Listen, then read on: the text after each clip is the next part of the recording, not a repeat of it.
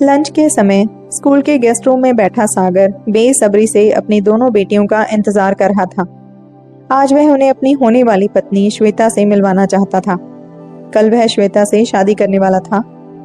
वह श्वेता की तरफ प्यार भरी नजरों से देखने लगा।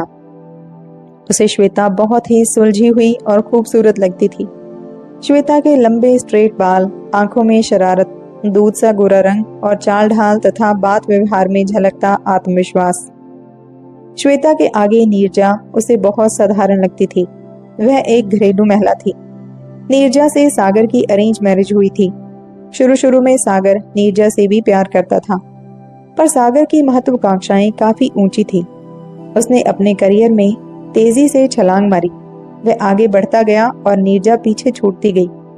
सागर ने शहर बदला, नौकरी बदली और इसके साथ ही उसकी पसंद भी बदल गई।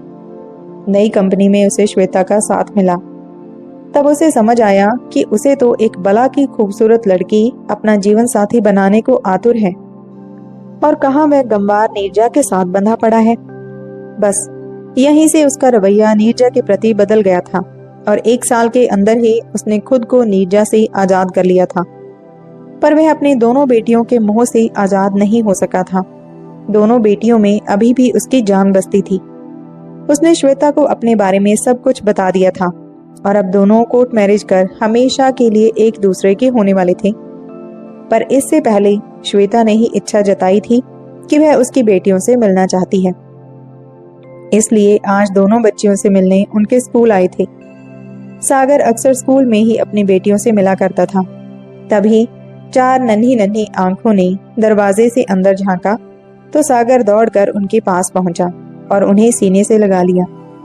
10 साल की मिनी थोड़ी समझदार हो चुकी थी, जबकि 6 साल की गुड़िया अभी नादान थी। सागर ने उन दोनों को श्वेता से मिलवाते हुए कहा, देखो बच्चों, आज मैं आपको किनसे मिलवाने वाला हूँ। ये कौन है? इनके बाल कितने सुंदर हैं। गुड़िया ने पूछा तो सागर ने गर्व से श्वेता की तरफ देखा और बोला, बेटी, ये आपकी मम्मी है। कल से यह आपकी नई मम्मी कहलाएंगी। कल ये आपके पापा की पत्नी बन जाएंगी। श्वेता ने प्यार से बच्चों की तरफ हाथ बढ़ाया तो थोड़ा पीछे हटती हुई गुड़िया ने पूछा, पर पापा, हमारी मम्मी तो हमारे पास ही है, फिर नई मम्मी की क्या जरूरत? पर बेटा, ये मम्मी ज्यादा अच्छी हैं, है ना? नो नेवर पापा, हमें नई मम्मी की कोई जरूरत नहीं। हमारी मम्मी बहुत अच्छी हैं। एंड यू नो पापा, मिनी ने अपनी बात अधूरी छोड़ दी। क्या बेटी, बताओ। You know, I hate you for this. यह कहकर रोती हुई मिनी ने गुड़िया का हाथ थामा और तेजी से कमरे से बाहर निकल गई। श्वेता ने जल्दी से अपने बड़े हुए हाथों को पीछे कर लिया। अपमान और शोक से उसका चेहरा लाल हो उठा था। सागर की आंखें भी पल भर में उदास हो गईं। उसे लगा जैसे उसके दिल का एक बड़ा टुकड़ा आज टूट गया है। उसने श्वेता की तरफ देखा और फिर आकर निढाल सा कुर्सी पर बैठ गया। उसने सोचा भी नहीं था कि उसकी अपनी बेटी उससे नफरत करने लगेगी। श्वेता ने रूखी आवाज में कहा, चलो सागर, यहाँ रुककर कोई फायदा नहीं। तुम्हारी बेटियां मुझे नहीं अपनाएंगी। लगता है तुम्हारी पत्नी ने पहले से ही उनके मन में मेरे खिलाफ जहर भर दिया है। सागर ने कुछ भी नहीं कहा। दोनों चुपचाप वापस चले गए। इधर नीरजा ने जब सुना कि उसका सागर दूसरी शादी करने वाला है तो वह और भी टूट गई। उसने तुरंत अपनी सास कमला देवी को फोन लगाया। मम्मी, कल आपका बेटा नई बहू लेकर आ रहा है। मुबारक हो, आपकी जिंदगी में एक बार फिर बहू का सुख वापस आने वाला है। चुप कर नीरजा, तेरे सिवा मेरी ना कोई बहू है और ना कभी होगी। मैं शरीर से भले ही यहाँ हूँ, पर मेरा दिल अब भी तेरी और तेरी दोनों बच्चियों के पास ही है। तू मेरी बेटी से बढ़कर है। तेरी जगह कोई नहीं ले सकता, समझी पगली? और जानती है तू मेरी बेटी कब बनी थी? कब मम्मी? उस रात जब मुझे तेज बुखार था। सागर ने मेरी तरफ देखा भी नहीं, पर तूने रात भर जाकर मुझे ठंडी पट्टियां लगाई थी, मेरी सेवा की थी। उसी रात मैंने तुझे अपनी बेटी मान लिया था। मम्मी, आपकी जैसी माँ पाकर मैं धन्य हो गई। आज मेरी माँ जिंदा होती तो वे भी आपका प्यार देखकर। कहते कहते वह रोने लगी तो सास ने टोका, देख बेटी, मुझे माँ कहा है ना, फिर रोने धोने की क्या जरूरत। हमेशा मुस्कुराती रह मेरी बच्ची। अपने बेटे पर तो मेरा काबू नहीं, पर दुनिया की और किसी भी मुसीबत को तेरे पास नहीं भटकने दूंगी। जानती है ये बात? जी मम्मी। जब मेरे पति ने मुझे तलाक दिया था तब मेरे पास कोई नहीं था। मैं उनसे कोई सवाल भी नहीं कर सकी थी। तेरे गम को मैं समझ सकती हूँ। तलाक के बाद औरत मन से बिल्कुल अकेली रह जाती है, पर तू जरा भी चिंता न कर। तेरे साथ हमेशा तेरी यह माँ रहेगी, तेरा मानसिक संबल बनकर। सास की बातें सुन रोते रोते भी नीरजा के चेहरे पर मुस्कुराहट तैर गई। सास की बातों से उसे बहुत सुकून मिला। आज वह अकेली नहीं, बल्कि सास का सपोर्ट उसके साथ था। नीरजा के अपने माँ बाप पहले ही गुजर चुके थे। एक भाई था जो मुंबई में सेटल था। 3 बहनें थीं जिनका घर इसी शहर में था, पर चारों भाई बहनों ने उससे कन्नी काट ली थी।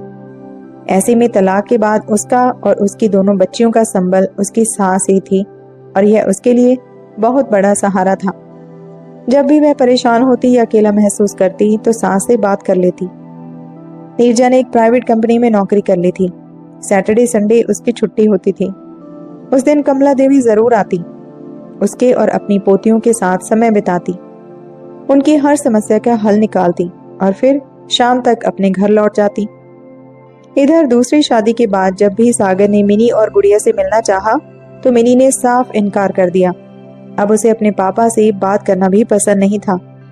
उसने पापा के बिना जीना सीख लिया था और गुड़िया को भी सिखा दिया था। वह उस पापा को कभी माफ नहीं कर पाई जिसने उसकी सीधी सादी माँ को छोड़कर किसी और के साथ शादी कर ली थी। वक्त इसी तरह निकलता गया। नई शादी से सागर को कोई संतान नहीं हुई थी। दिनों दिन श्वेता के नखरे बढ़ते जा रहे थे। सागर का जीना मुहाल हो गया था। दोनों के बीच अक्सर झगड़े होने लगे थे। श्वेता अक्सर घर से बाहर निकल जाती। सागर भी देर रात शराब पीकर घर लौटता। कमला देवी यह सब देख समझ रही थी, पर वे अपने बेटे के स्वार्थी रवैये से भी अच्छी तरह परिचित थी। इसलिए उन्हें बेटे पर तरस नहीं बल्कि गुस्सा आता था। कमला देवी को अक्सर वह समय याद आता जब पति से तलाक के बाद उनकी जिंदगी का एक ही मकसद था, और वह था सागर को पढ़ा लिखा कर काबिल बनाना। इसके लिए उन्होंने अपनी सारी शक्ति लगा दी थी। स्कूल टीचर की नौकरी करते हुए बेटे को ऊंची शिक्षा दिलाई, काबिल बनाया। मगर अब एहसास होने लगा था कि कितना भी काबिल बना लिया, वह रहा तो अपने बाप का बेटा ही, जो बाप की तरह ही शराबी, स्वार्थी और बददिमाग निकला। इधर कमला द्वारा नीरजा को अपनाने और हर जगह उसकी तारीफ किए जाने की वजह से नाते रिश्तेदारों का व्यवहार भी नीरजा के प्रति काफी अच्छा बना रहा। सागर के चचेरे ममेरे भाई बहनों के घर कोई भी आयोजन होता तो नीरजा और उसकी बेटियों को परिवार के एक महत्वपूर्ण सदस्य की तरह आमंत्रित किया जाता और उनकी पूरी आवभक्ति की जाती। यही नहीं, सागर के विवाहित दोस्त भी नीरजा को अवश्य बुलाते। यह सब देखकर सागर और श्वेता भुनभुनाते हुए घर लौटते। श्वेता चिढ़कर कहती, देख लो, तुम्हारी रिश्तेदारी में हर जगह अब भी मुझसे ज्यादा नीरजा की पूछ होती है। लगता है जैसे मैं जबरदस्ती पहुंच गई हूँ। तुम्हारी माँ भी जब देखो नीरजा और उसकी बेटियों से ही चिपकी रहती हैं।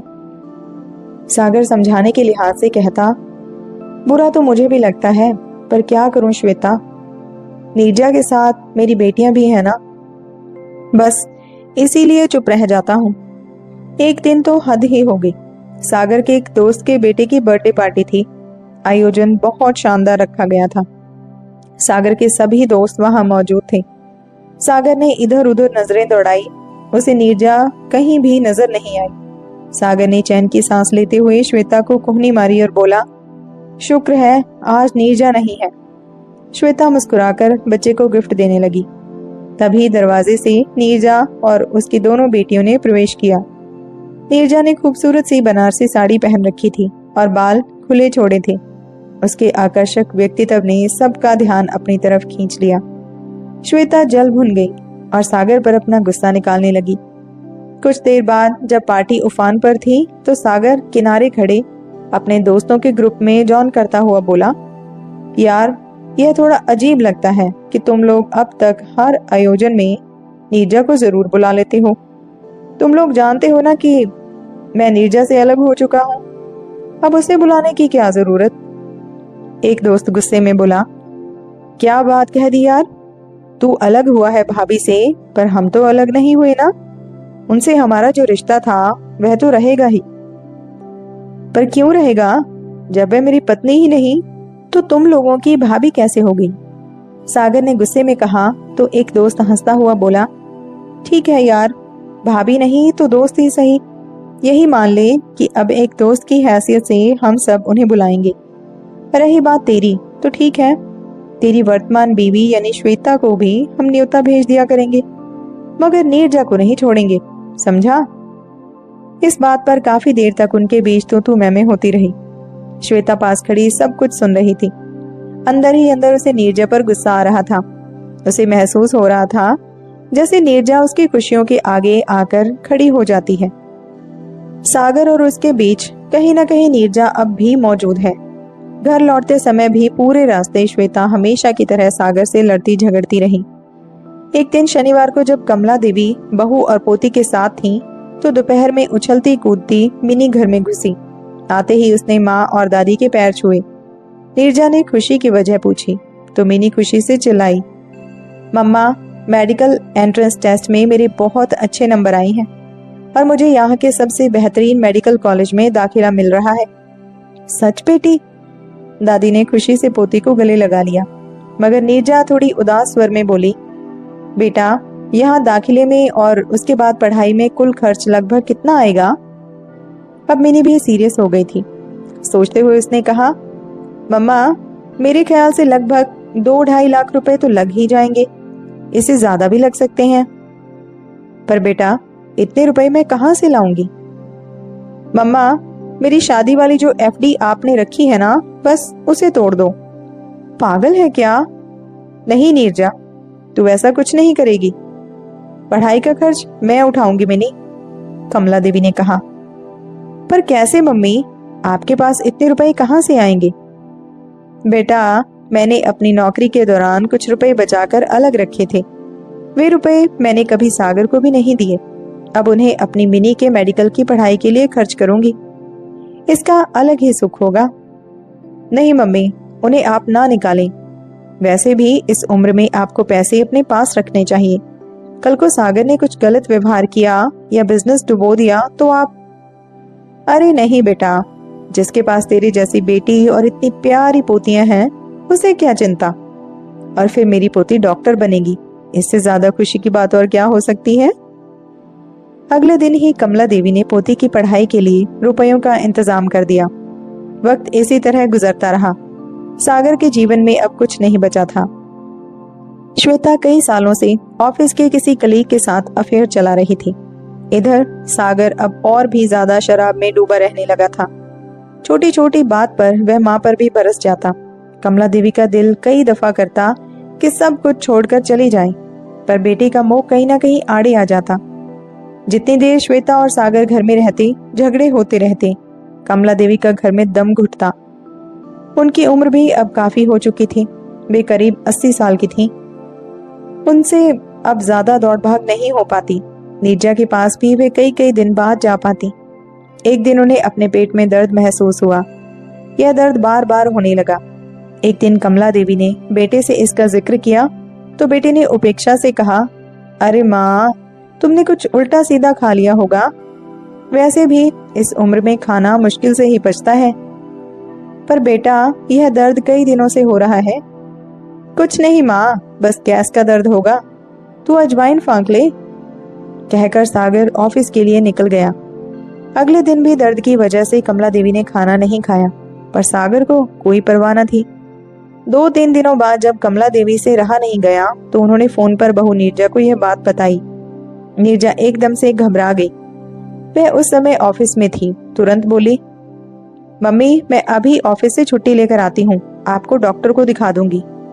अरे बेटा, ऑफिस छोड़कर क्यों आ रही है, कल दिखा देना। नहीं मम्मी, कल शनिवार है और वे डॉक्टर शनिवार को नहीं बैठते, मैं अभी आ रही हूँ। 1 घंटे के अंदर नीरजा आई और उन्हें हॉस्पिटल लेकर गई। बेटे और बहू के व्यवहार में अंतर देखकर उनका दिल भर आया। डॉक्टर ने ऊपरी जांच के बाद कुछ और टेस्ट कराने को लिख दिए। नीरजा ने फटाफट सारे टेस्ट कराए और जो बात निकलकर सामने आई वह किसी ने सोचा भी नहीं था। कमला देवी को पेट का कैंसर था। डॉक्टर ने साफ साफ बताया कि कैंसर अभी ज्यादा फैला नहीं है, पर इस उम्र में ऑपरेशन कराना ठीक नहीं रहेगा। कीमोथेरेपी और रेडिएशन से इलाज किया जा सकता है। नीरजा ने तुरंत अपने ऑफिस में 15 दिनों की छुट्टी की अर्जी डाल दी और सास की तीमारदारी में जुट गई। मिनी ने भी अपने संपर्कों के द्वारा दादी का बेहतर इलाज कराना शुरू किया। कीमोथेरेपी लंबी चलनी थी, सो नीरजा ने ऑफिस ज्वाइन कर लिया। मगर उसने कभी सास को अकेला नहीं छोड़ा। उसकी दोनों बेटियों ने भी पूरा सहयोग दिया। सागर एक दो बार मां से मिलने आया, पर कुछ मदद की इच्छा भी नहीं जताई। नीरजा सास को कुछ दिनों के लिए अपने घर ले आई और दिल से सेवा शुश्रूषा करती रही। अब कमला देवी की तबीयत में काफी सुधार था। एक दिन उन्होंने नीरजा के सर पर हाथ फेरते हुए कहा, बेटी, मैं चाहती हूँ कि तू उस घर में वापस चले। नीरजा ने हैरानी से सास की ओर देखते हुए कहा, आप यह क्या कह रही हैं मम्मी? आप जानती हो ना, अब मैं सागर के साथ कभी नहीं रह सकती। कुछ भी हो जाए मैं उसे माफ नहीं कर सकती। पर बेटा, मैंने कब कहा कि तुझे सागर के साथ रहना होगा? मैं तो बस यही चाहती हूँ कि तू अपने उस घर में वापस चले। पर वह घर मेरा कहाँ है मम्मी? वह तो सागर और श्वेता का घर है। मैं उनके साथ। यह संभव नहीं मम्मी। बेटा, वह घर सागर का नहीं, तू भूल रही है। वह घर तेरे ददिया ससुर ने मेरे नाम किया था। उस 2 मंजिले खूबसूरत बड़े से घर को बहुत प्यार से बनवाया था उन्होंने, और अब उस घर को मैं तेरे नाम करना चाहती हूँ। नहीं मम्मी, इसकी कोई जरूरत नहीं है। सागर को रहने दो उस घर में। मैं अपने किराए के घर में ही खुश हूँ। तू खुश है, पर मैं खुश नहीं बेटा। मुझे अपने घर में रहने की इच्छा हो रही है, पर अपने बेटे के साथ नहीं, बल्कि तेरे साथ। मैं तेरे आगे हाथ जोड़ती हूँ। मुझे उस घर में ले चल, वही मेरी सेवा करना। उसी घर में मेरी पोतियों की बारात आएगी। मेरा यह सपना सच हो जाने दे बेटा। नीरजा की आंखें भीग गईं। वह सास के गले लगकर रोने लगी। सास ने उसे चुप कराया और सागर को फोन मिलाया। बेटा, तू अपना कोई और ठिकाना ढूंढ ले, मेरा घर खाली कर दे। यह तू क्या कह रही है माँ? घर खाली कर दूं? पर क्यों?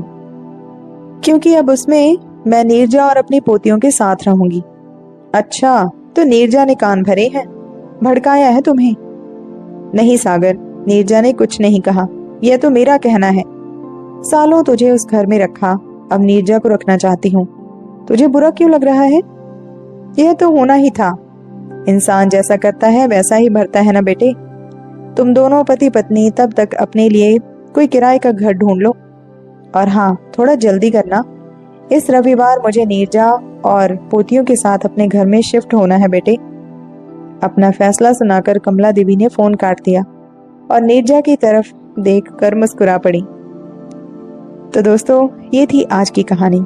उम्मीद है आपको माँ जी का ये फैसला पसंद आया होगा। अच्छी लगी कहानी? लाइक शेयर खूब करें। चैनल पे नए हो तो प्लीज सब्सक्राइब जरूर कीजिएगा। धन्यवाद।